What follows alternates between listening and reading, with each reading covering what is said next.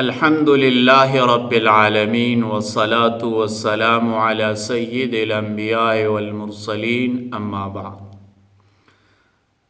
زما محترمو، نن بزو د سجده سهو په باره کې یو څو مسائل دا بیانو. د هر یو کس د پاره دا لازم دي چې دا مسائل زده کړي او نورو مسلمانانو ته دا ورسوي. سجده سهو په مونځ کې د چانه غلطي وشي، واجباتو کې کمی راشي یا زیاتې راشي، نو هغه کس به سجده سهو کوي. دا سجده سهو د کمی او د بیشي تلافی کوي، یعنی دغه کمی دا پوره کوي. اوس د سجده سهو یو څو مسائل ز بیانوم چې سجده سهو په سړي باندې کله لازمیږي، یعنی په دې مونځ کوونکي دا سجده سهو کله لازمیږي. چې کله د مونځ کوونکي نه په مونځ کې څه غلطي وشي، یعنی یا تینا واجب پاتی شي، یا واجبو کې کمی او زیاتې راشي، یا فرضو کې زیاتې راشي، نو دی کس باندې سجده سهو دا لازمیږي. خو که د یو انسان نه فرض پاتې شو، نو په دغه مز دا به دوباره کولی شي، دا په سجده سهو باندې نه راګرځي. ها که چرته فرضو کې یو رکن زیاتو کو، نو په دغه انسان باندې صرف سجده سهو ده. اوس سجده سهو په چا باندې لازمیږي؟ چې په مونځ کې د یو کس نه واجب پاتې شي، نو دغه کس به سجده سهو کوي.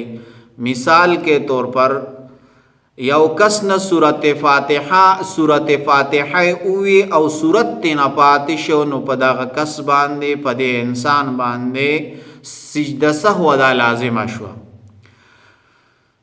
یا سورت فاتحه پرې خود للا او سورت شروع کو، نو په دغه کس باندې سجده سهو دا لازمه شوه. یا په یو رکن کې تینا تاخیر شو، یو رکن واجب هغه پرې خود وروستوی کو، نو دې کې تی تاخیر شو، نو په دغه کس باندې سجده سهو دا لازمه.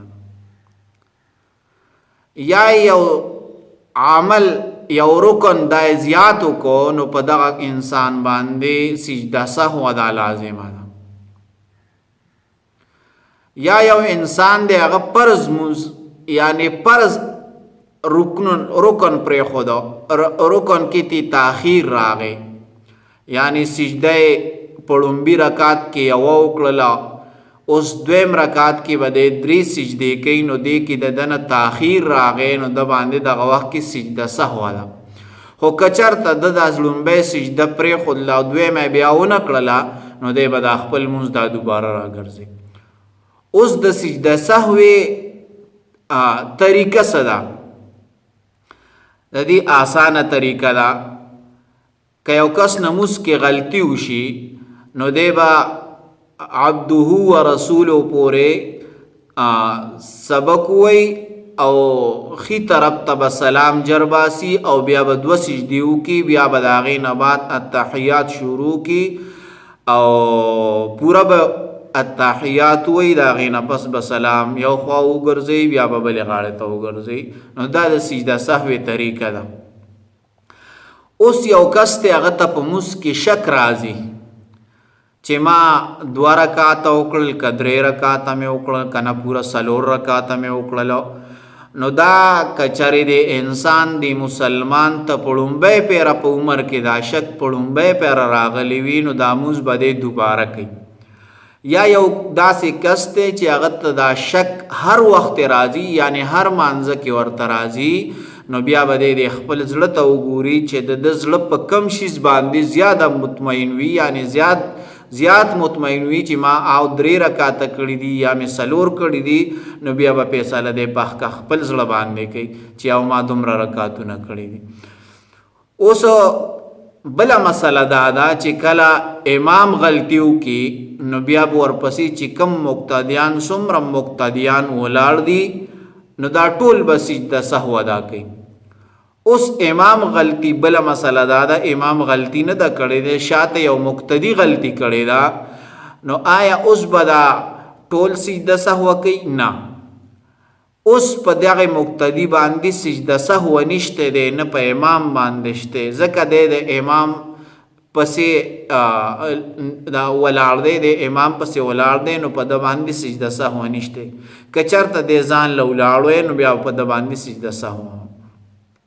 دغه یو څو مسایل دي، دا د دې یادول دا لازمي دي هر انسان لا، ځکه هر مسلمان 15 وخته مونځ کوي، نو 15 وخته مونځ چې یو انسان یو مسلمان کوي نو دله پکار دي چې د دې دا مسایل دا یاد کی او دا نورو ته وښیي او په دې باندې خپل عمل وکړي، خپلو کورونو کې خپلو وړو ته خپلو زنانو ته دا مسایل هغې ته ښودل پکار دي.